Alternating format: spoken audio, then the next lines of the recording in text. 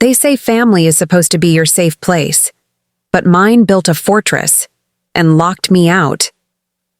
I was sitting in my tiny studio apartment, surrounded by takeout boxes and unopened mail, when my phone buzzed. The screen lit up with a notification from my cousin Maya's Instagram story. I almost didn't check it. But then I did, and my heart fell through the floor. There they were, all of them, laughing, hugging, drinking champagne under chandeliers. My aunts, uncles, cousins, even neighbors from 3 streets over, all at my mother's house. The caption read, "Celebrating Mom's 60th in style, so much love in one room. All except me." My fingers froze on the screen. Not a word from Mom. No invite, no explanation, just this quiet, public exile. I scrolled through the rest of the posts. My brother Mark was there, smiling with a drink in hand. My little niece Lily in a sparkly dress. Even people I hadn't seen in years. And me? The daughter who nursed my mother through surgery 2 years ago? The one who used to skip work to take her to doctor appointments? Uninvited. Unmentioned. Erased. I tried to tell myself there had to be a mistake. Maybe it was a last-minute thing. Maybe my invite got lost. But then I saw it. A group photo, 30 smiling faces, posed under a golden Happy 60th Mom banner. Someone had even tagged it. Family means nobody gets left out. Nobody, huh? Something inside me snapped. I didn't cry. I didn't scream. I plotted. Because if they wanted to pretend I didn't exist, I was going to remind them exactly who I was. I pulled out the drone from under my bed, my ex-boyfriend's. Parting gift after our startup failed. And then I got to work. I only had 48 hours. 48 hours to dig up the truth, package it with precision, and send it flying straight through their golden celebration. I didn't want revenge. I wanted answers. And what I found? What I recorded? It didn't just expose why my mother shut me out. It blew the lid off everything I thought I knew about my family. And the worst part? They didn't just forget me. They buried me. On purpose. So yeah, I sent a drone, but what it captured? That was just the beginning. You want to know how I ended up crashing my mother's party with the kind of truth that makes people cry, scream, and never speak to each other again? All right. Let me start from the beginning. Before the betrayal, before the lie, before I found that hidden envelope that changed everything. Let me tell you how it all began. With a phone call that seemed so innocent, and ended with me watching my mother's face crack wide open on a 4K screen. As her secrets played out in front of everyone she loved. My name is Leah Morgan, and if you'd asked me 6 months ago what I thought of my family, I would have said something like, complicated, but close. That was a lie. A lie I told even myself. Because back then, I still thought love was enough.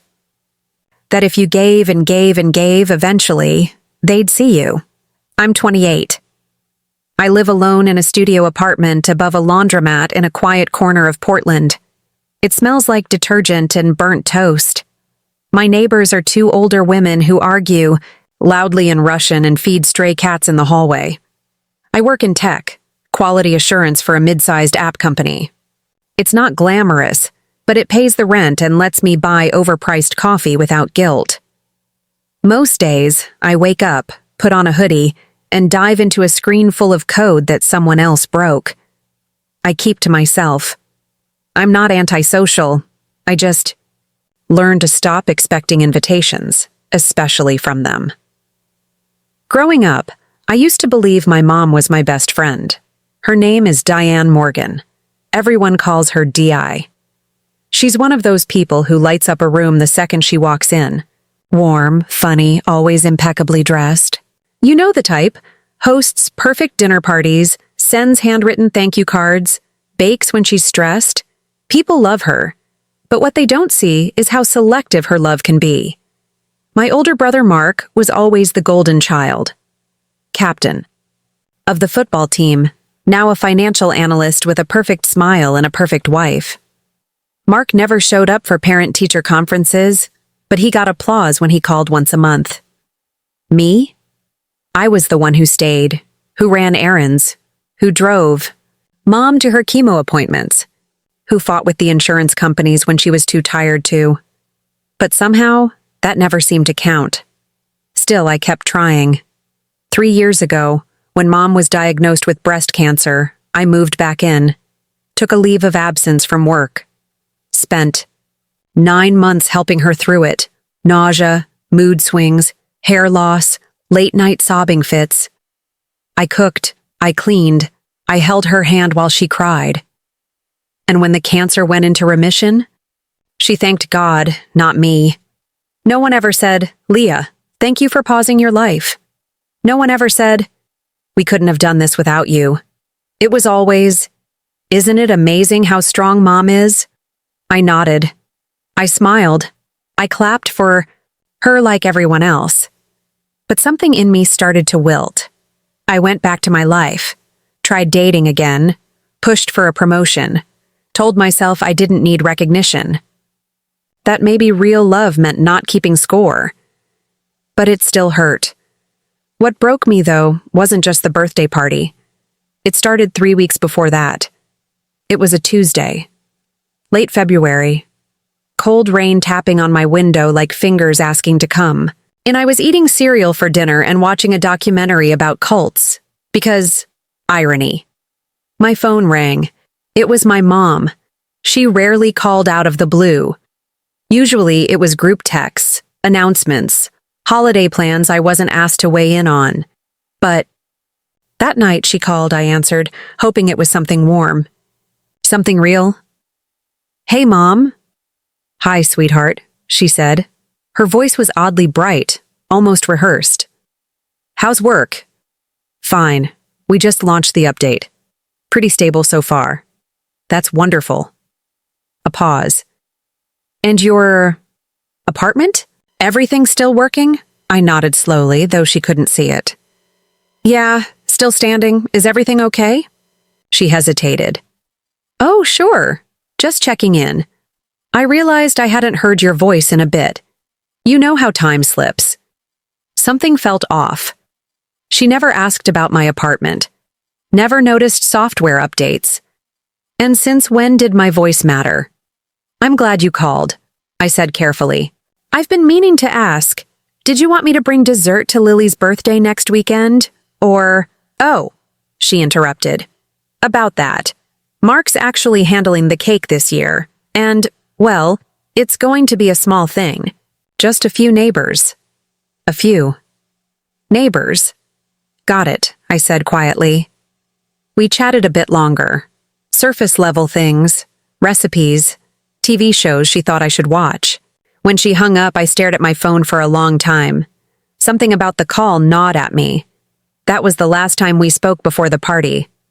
Fast forward to that weekend. I wasn't invited to Lily's birthday. Then, 2 weeks later, not to Mom's 60th either. I found out through Instagram, TikTok, and a Facebook memory my Aunt Sandra had reposted. Everyone was tagged. Everyone was there. It wasn't a small event. It was a catered, professionally photographed, full-blown party with live music and custom floral arrangements. The same house I grew up in, now shining like a magazine. Spread. And me? Not even mentioned. That night, I stood in my dark kitchen barefoot, shivering. I watched every video they posted, every boomerang, every slow pan across familiar faces. I felt like I was staring at a life I used to be part of, but now watched through glass. I didn't cry. I wanted to. But the tears didn't come. Instead, I felt this. Cold clarity. They'd made a decision. They hadn't forgotten me. They'd excluded me, deliberately. And for the first time, I didn't try to rationalize it. I didn't ask what I'd done wrong. I didn't call my mom, begging for an explanation. Decided to find the truth myself, and that's when I remembered the drone. It was a leftover piece from a failed startup my ex-boyfriend and I launched. Me doing front-end design, him doing hardware. When we broke up, he left most of his junk behind, including the drone. I'd tucked it under the bed, still functional, still fully equipped with a 4K camera and audio receiver. It had a decent range, about 6 miles, and auto-stabilization. Silent enough for stealth. The idea came like lightning. They didn't want me there? Fine, I'd be there anyway. But not as Leah the disappointment, Leah the ghost. I'd be there as a watcher. A listener. And I'd hear everything they didn't want me to. The next few days I barely slept. I scoured flight paths, tested controls, calibrated the camera. I created a remote access livestream and tethered it to my laptop and backup phone. Wasn't going in blind, and this wasn't about vengeance. It was about understanding, about finally seeing what they said when they thought I couldn't hear them. I waited until the day of the party. Then, just as the sun began to dip, turning their backyard golden, I launched the drone from 2 blocks away, perched behind a row of tall hedges. It rose quietly, smoothly, like a whisper on the wind, and then it hovered above them, watching, recording, listening, and what I heard, what I captured, shattered the last pieces of who I thought I was, because someone said my name, and what they said changed everything. The drone hovered just above the tree line. I adjusted the angle on my laptop, zoomed in on the backyard. Their backyard. The one I used to mow every Sunday morning. The place where I scraped my knees learning how to ride a bike. Now it looked like a wedding venue. Twinkling fairy lights wrapped around the gazebo. Champagne flutes clinked on white-clothed tables. Waiters in black and white weaved through clusters of smiling guests. A jazz trio played softly near the patio. And there she was. My mother, dressed in a blush-pink gown, sipping wine, laughing like the world had never hurt her. She looked beautiful. She looked whole. And I realized I wasn't even a memory in that world anymore. I pressed record. The drone's camera fed everything into my phone and laptop, storing the footage on backup drives in case anything went wrong. I scanned the crowd. I saw my brother Mark near the bar, chatting with our Aunt Sandra. My cousin Maya doing a twirl for her Instagram followers. Uncle James tipsy already. So many familiar faces. So much fake warmth. Then I heard it.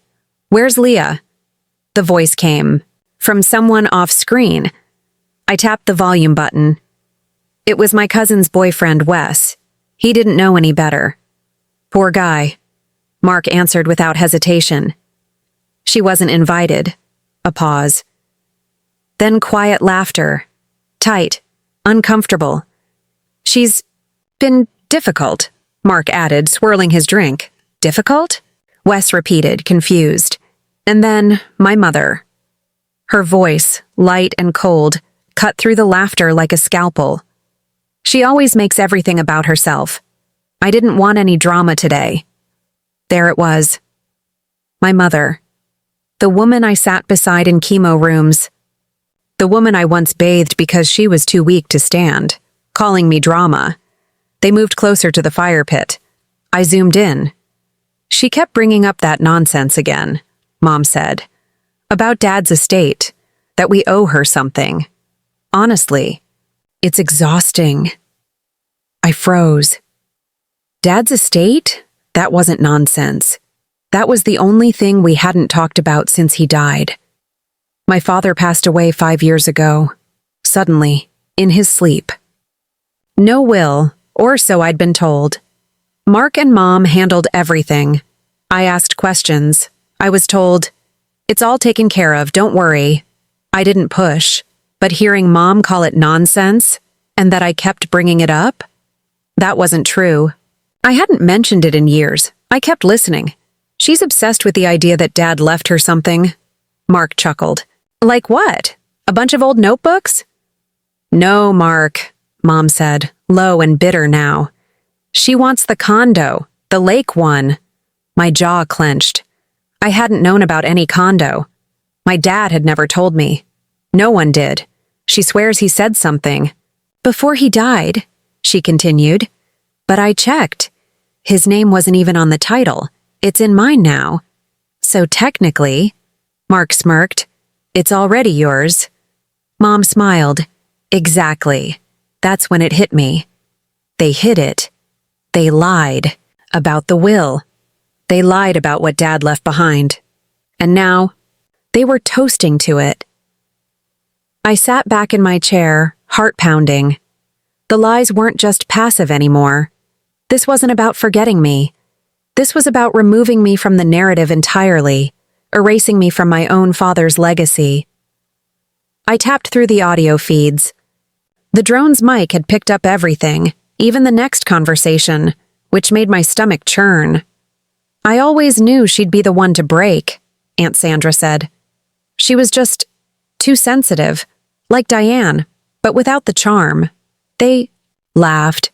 She's her father's daughter, Mom added, always chasing ghosts. Then a new voice. A quiet one. Lily. My niece. Mom, she whispered. Why isn't Aunt Leah here? The room fell silent. I leaned in, my hands trembling. She's not part of this anymore, Mark's wife Jenna said quickly. She made her choice. A choice? What choice? No one ever gave me one. I miss her, Lily said. She always made funny voices when she read stories. I felt like I'd been punched. And then, the moment that broke me. Someone, maybe my mother, sighed and said, She's not really family anymore. Not really family. I paused the footage. I stared at that sentence on the audio transcript, and in that moment, everything I believed cracked like ice under weight. I wasn't just forgotten, I was rewritten, cut out of the story like I'd never mattered. Reached under my desk, pulled out the small box I kept hidden, the one with my dad's watch, his old letters, and the one thing I'd never dared to open, an envelope, unmarked. Left in the bottom drawer of his old desk, he gave it to me the day before he died. When you're ready, he said. I had never been ready. But now I opened it. Inside was a folded document.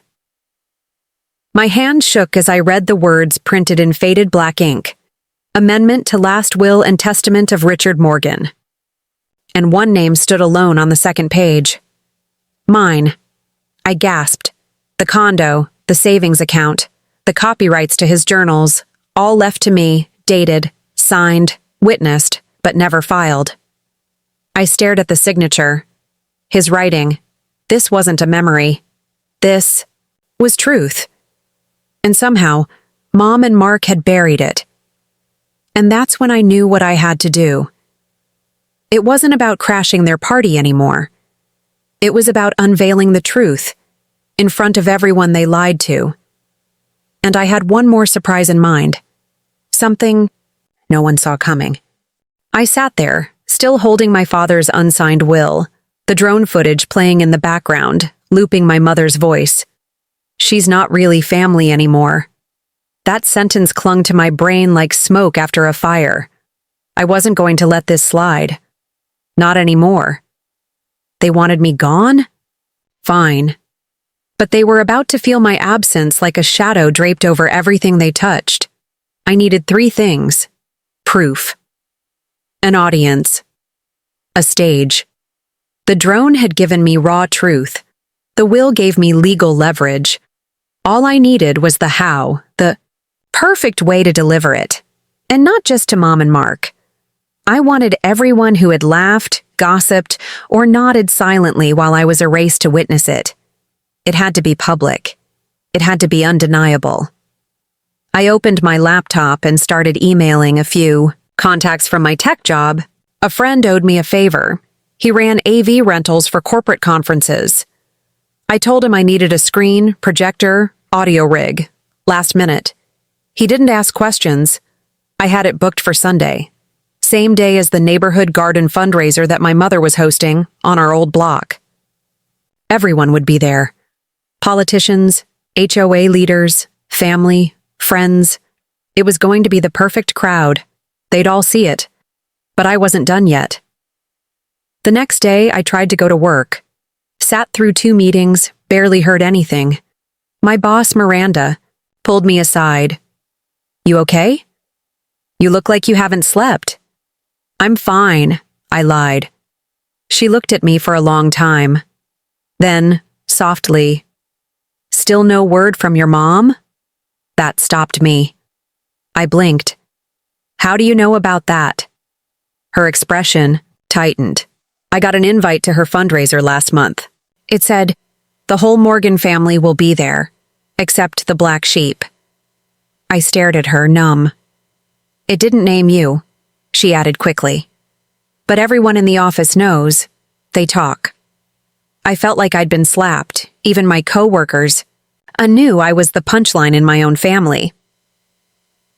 That night, I opened a private Google Drive and uploaded the full drone video, unedited, raw, along with a photo of the unsigned will. I locked it behind a password and created a QR code. I printed 75 postcards, each with a floral pattern, the date of the fundraiser, and the QR code underneath. On the back, I wrote one line: "Before you believe the performance, watch the dress rehearsal." Friday afternoon, I went to Mom's neighborhood early, placed the postcards under doormats, into mailboxes, slipped them under windshield wipers of guests already arriving early. By midnight, the video had 48 views. By the next morning, 112. I didn't know who'd watched, who hadn't, but I knew the fuse was lit. At 11 a.m. Sunday, just hours before the fundraiser began, I got a call from a number I didn't recognize. Voicemail. It was Mark. His voice was low, angry. "What the hell are you doing, Leah? What kind of twisted revenge fantasy is this? You're ruining everything." I didn't call back. Instead, I plugged in the flash drive, preloaded the final cut of the drone footage with subtitles, timestamps, and one brutal title card. This is what they said when they thought no one was listening. When I arrived at the event, dressed in black slacks and a soft gray blouse, I didn't feel nervous. I felt empty. That kind of still, cold rage that doesn't shake your hands, but sharpens your focus. I met the AV guy behind the main tent, told him where to, set up the projector. He was already starting when a woman in a tailored cream dress stormed over. It was Jenna, Mark's wife. "What do you think you're doing?" she hissed. I didn't answer. She turned to the AV guy. "Stop, now. This is unauthorized."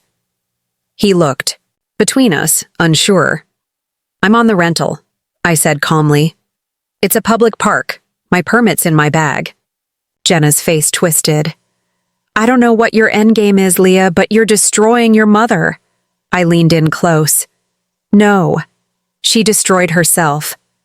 I'm just rolling the footage." I walked away before she could respond. I sat on a bench, near the back, watching the crowd. Then, Mom arrived. The crowd clapped. A band started playing. She was radiant, laughing, hugging people, walking toward the podium for her welcome speech. That's when the screen behind her blinked to life. She didn't see it at first, but the audience did. And then they heard it. She's not really family anymore. Gasps, heads turned, my mother turned too, and her smile collapsed. She stared at the screen like it was a ghost. The footage showed her standing by the fire pit, wine glass in hand, saying the words again. She always makes everything about herself. I didn't want any drama. I saw Aunt Sandra's hand fly to her mouth. A man near the front stood, looked around as if unsure whether to leave or keep watching. Then came my voice, overlaid. "This is what they said behind my back. This is how they erased me. But here's what they didn't erase." The screen cut to the will, my name, the signature, the date. You could hear a pin drop. Then Mom grabbed the mic. This is fake." This is not real. This is a manipulated, it's not, I said, standing, loud enough that the crowd turned. The screen froze on her face. I walked slowly toward the front. I found the drone. I found the will. And I found out what you really think of me. Her face went pale. Mark appeared at her side. Leah, if you... Keep going. There's no coming back from this. I looked at him. There's nothing to come back to. After the event, I expected silence. I got served instead. A lawyer knocked on my apartment door the next morning. Mom was contesting the document, claiming I'd fabricated it, that I'd coerced Dad, that it was a forgery. I sat with the lawyer I hired, holding the letter in my hand. He sighed. The burden of proof's on you now. If you want to prove this is real, you'll need to go to war. I nodded, but I was ready for war. I went through Dad's journals, every single one, day after day, until I found it, in a barely legible note, scribbled in the margin of a notebook. Gave the original amendment to Jacob, told him to file if anything happened to me. Jacob, Dad's old friend, his law school buddy, the guy who used to bring weird wine to dinner parties and once bought me a telescope when I was 10. I hadn't seen him in years, but I found him. He still had it, the filed version, with state records, with proof of witness. With timestamps, I cried when he handed it to me. You don't know what this means, I whispered. He smiled. Oh, I think I do. I filed the updated will with the state. Mom got the notice, so did Mark. And the lake condo? Frozen. Under my name. Pending. Verification. But the final blow hadn't dropped yet, because in the next section, they'll realize the public isn't on their side anymore. I thought winning would feel like closure, like standing at the summit of some jagged mountain I'd bled my way up, finally breathing free. But it didn't. It felt like standing alone in a room full of broken furniture. Mine, but shattered.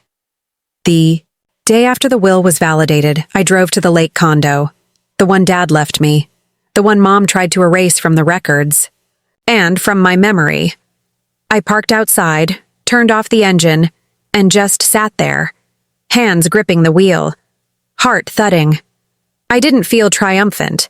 I felt hollow, like the fight had burned through everything soft in me.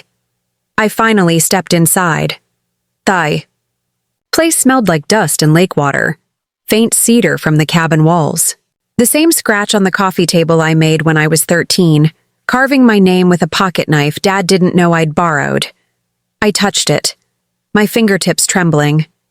It was all still here, and he wasn't.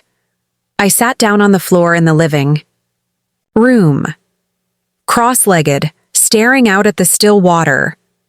For the first time in years, I let myself cry. Not the angry kind, not the I'll show them kind. Just quiet, aching, tired tears. I was alone. Even after proving the truth, even after exposing the lies, what did I really have? No mother, no brother, no family dinners, no warm phone calls, just silence. They always said I was dramatic, that I took things too personally, that I imagined offenses where there were none. Maybe they were right, or maybe I just never learned how to take betrayal with a smile. Maybe I wasn't broken, just unwilling to pretend like they were whole. I closed my eyes and remembered the last time I saw Dad in this room. He was reading a book by the fireplace, glasses low on his nose, his coffee untouched on the side table. I had just gotten my heart broken. Again. I was 23, sobbing into his shoulder like I was 10, and he said something I hadn't thought of in years. Leah, when people don't love you the way you deserve, it's not your job to become smaller to earn it. It's their failure, not yours. I opened my eyes and the room was still empty, but I swore I could hear his voice echo. That night, I got an email from Mom. Subject line: We need to talk. Just 5 words inside. You've made your point. Come home. No apology, no remorse. Just a demand disguised as diplomacy. I stared at the screen, my jaw clenched. She still thought she held the higher ground, still thought I'd fold under the illusion of a mother's concern. But I wasn't that girl anymore. I wasn't begging. To be loved, I wasn't knocking on a door she'd locked and bolted. I remembered it clearly now, 3 years ago. Dad's funeral was barely over. I had tried to ask Mom about the estate, just gently, quietly, the way she liked. I'm not trying to fight, I had said. I just want to understand what Dad wanted. And she turned to me, eyes sharp. He wanted peace, and you just bring tension into everything. It stung, but I nodded. I dropped it. I thought keeping the peace meant being quiet, but all it did was make her more powerful, more cruel. And here I was, on the other side of all that silence, holding the truth in my hands, and still wanting to call her, still wanting to believe that maybe if I said the right thing, she'd finally love me in the way I needed. Why do I still want her to call me sweetheart? Why do I still check my phone for a message that says, I'm sorry? Why do I feel like a kid again every time she speaks to me like a stranger? How can someone who gave you life be the reason you feel like you don't deserve to live? It fully? I stood and walked outside to the porch. The lake was glass, the sky, just a sheet of steel and fading gold, and I whispered into the wind, I forgive you, Mom. The words caught in my throat. They didn't taste sweet. They didn't feel like closure. But I meant them, not for her, for me. Because if I didn't let it go, it would keep carving itself deeper into me. And I was done bleeding for a family who never wanted to stop the cut. I didn't reply to Mom's email. Instead, I deleted it and blocked the address. It was the cleanest decision I'd made in years. For days after the fundraiser, the neighborhood buzzed with speculation. People emailed, texted. Some applauded me. Some asked why I had to air family business in public. I ignored them all, because I wasn't done yet. For years, I had tried to belong to a family that saw me as an obligation. But the moment I stopped, trying to fit in, I saw just how much power I actually had. Not revenge. Voice. I called Miranda, my boss, and asked if our company blog would let me publish a personal op-ed. I told her I'd anonymize the family details.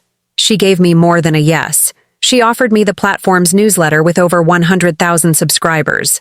I titled it, The Myth of the Difficult Daughter. I wrote about being gaslit by your own blood, about how silence protects dysfunction, about what it means to be labeled too emotional by the very people who taught you to swallow your feelings. I didn't name names. But anyone who knew my family? They knew. The piece went viral. Started getting DMs from strangers, women in their 40s, 50s, 60s, telling me they'd never had the courage to say these things out loud. That's when I realized this wasn't about just me anymore. 2 weeks after the article published, I got a handwritten letter in the mail. It was from Aunt Nora, my dad's sister. I hadn't heard from her since his funeral. She'd moved to Maine years ago, and everyone said she liked her peace and quiet. Inside the envelope was a photo of me and Dad on the lake dock. I must have been 9. He was holding my shoulders. I looked like I trusted the world completely. Below, the photo she'd written, He was so proud of you, Leah. I didn't say enough back then, but I see you now, and I'm here if you ever need backup. Tears welled up instantly. She enclosed her number. I called her that night. We talked for hours. She told me stories about my dad as a teenager, how he once punched a teacher for mocking a girl's stutter, how he never forgave their mother for pretending it hadn't happened. I asked her, "Why didn't you speak up when Mom started cutting me out?" She sighed. I was a coward. I thought, maybe if I stayed quiet, She'd let me stay close to your dad. But after he passed, I realized I'd been helping her erase you just by standing still. That hit hard. Then she said something that changed everything. Did you know your dad had a journal just for you? He called it Letters to Leah. I stopped breathing. He gave it to me before he passed, told me to wait until you were ready. I think you're ready now. It arrived 3 days later, a weathered leather notebook bound with a faded navy ribbon. The first entry. Leah, if you're reading this, I'm gone. But if you're reading this, it also means you've survived something. Probably your mother. I hope this helps. It wasn't just letters. It was proof. Dates, documents, a scanned copy of the amended will. His original handwritten notes planning. To update it. Notes about how he worried what would happen if Mom and Mark got too much power. Every word was soaked in love. Not sentiment, but actionable, protective love. I used it. With Aunt Nora's help, I submitted a formal request to the state to investigate possible suppression of estate documents. Turns out, Mom had lost several key papers the week after the funeral. She was being investigated now. Not just for perjury, but for potential fraud. I didn't stop there. I applied for a grant to start a nonprofit.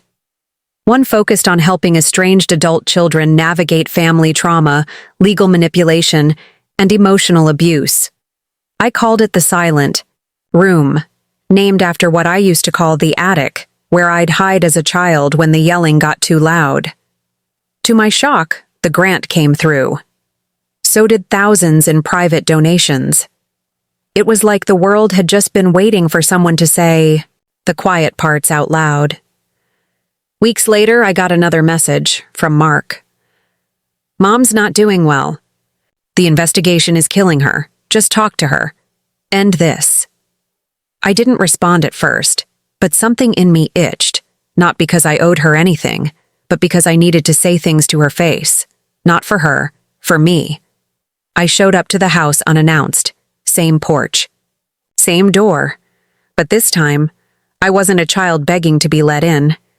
She opened the door slowly, eyes red, face drawn. You came. I didn't come back, I said. I came to finish it. She stepped aside. The house looked smaller than I remembered. Walked to the living room. Sat down. She sat across from me. For once. She didn't speak first. I looked her in the eye. I know everything. The documents, the journal, the missing files. Her lips pressed into a line. I kept going. You didn't. Just exclude me. You tried to erase me. And for what? Control? Comfort? A cleaner story for your neighbors? Silence. Finally, she said softly, I didn't know how to love you when you stopped needing me. It hit like ice. You didn't love me when I needed you most, I said. So don't rewrite the story now. She reached out. I didn't take her hand, but I also didn't flinch. She nodded slowly. A surrender, not an apology. And that was the closure I didn't know I needed. Maybe forgiveness isn't about saying it was okay. Maybe it's about stopping the bleeding. Maybe it's about stepping outside the fire they left you in and realizing you don't smell like smoke anymore. The day of the wedding came like a thunderstorm held too long in the sky. I didn't plan to go at first, but then I remembered her words. You've made your point. Come home. No apology. Just a summons. As if my pain was a phase, a tantrum, and I realized I hadn't made my point, not yet, so I bought the drone, rented the camera team, and scheduled everything down to the minute. Not for vengeance, for the truth. The backyard was decorated with blush roses and gold chiffon, chandeliers hanging from trees, a string quartet playing some haunting instrumental piece. I watched it unfold. From the air, literally, my drone hovered above the canopy, silent, waiting. I was 10 miles away, parked in a dark SUV with a live video feed. I wasn't crashing the wedding. I was broadcasting it. At precisely 5:08 p.m., right before Mark was to walk Mom down the aisle, I hit play. The music cut off. The sound of my voice filled the speakers loud and steady. Before the vows begin, I think it's time for a different truth to be spoken, one that's been buried, erased, and rewritten by the very woman standing at the center of this story. The crowd froze. The camera on my drone zoomed in on Mom's face. She didn't blink. She didn't even breathe. The screen behind the altar flickered on. My face. Liv. Hi, Mom. It's me, your daughter, the one you said was too dramatic, too unstable, too hard to love. Gasps rippled through the guests. I continued. Everyone here thinks they're attending a picture-perfect day. But I think they deserve to know what else you've planned lately. Like how you forged estate documents. How you buried a journal Dad wrote for me. How you tried to make me disappear. Footage rolled, clips of Dad's journal. His voice in a video I found on an old backup drive. If anything happens to me, tell Leah I tried to protect her. I hope she knows how much I love her. Then documents, signatures, court dates. The moment the judge overturned the fake will. It played like a movie trailer. The crowd wasn't just stunned, they were horrified. People began whispering, turning toward Mom. A few even walked out. Mark rushed up to her. Did you know she had that? He whispered, unaware the mic on his collar was still live. Mom's lips trembled. Then, finally, she turned to face the camera. You don't get to ruin my day. I smiled. It's not your day, Mom. It's your reckoning. She stormed off the stage. The groom, her third fiancé, stood frozen, pale. He looked at the screen, then back at her. You said it was complicated, he said. Yes, she snapped. You said your daughter was unstable, he added. But she's organized, strategic. He walked away from her. The ceremony dissolved. Guests shuffled out like soldiers who realized they were fighting for the wrong side. The drone landed gently in a patch of soft grass near the fountain. Mom stared at it like it was a ticking bomb. She looked around as if hoping someone would take her side. No one did. An hour later, she called me. I answered on speaker, recording the whole thing. Why? She said, her voice shaking. Why humiliate me like that? I was quiet for a moment. Then I asked, do you remember my 16th birthday? When you told everyone at dinner that I'd probably end up alone because I couldn't control my mouth? She didn't answer. I continued. That night, I cried myself to sleep. But I still got up the next morning and made you breakfast. You said I was trying to manipulate you. But I just wanted you to love me again. Still nothing. So today, this wasn't revenge. It was self-defense. You started the fire years ago, Mom. I just stopped burning in it. You think this makes you righteous? She hissed. No, I replied. It makes me free. You'll regret this. Family's all you've got. I hung up because finally, I didn't believe her. All my life, I kept hoping she'd see me. And maybe she never will. But for once, I saw myself. And I didn't flinch. That night, I got another letter from Aunt Nora, a single sentence.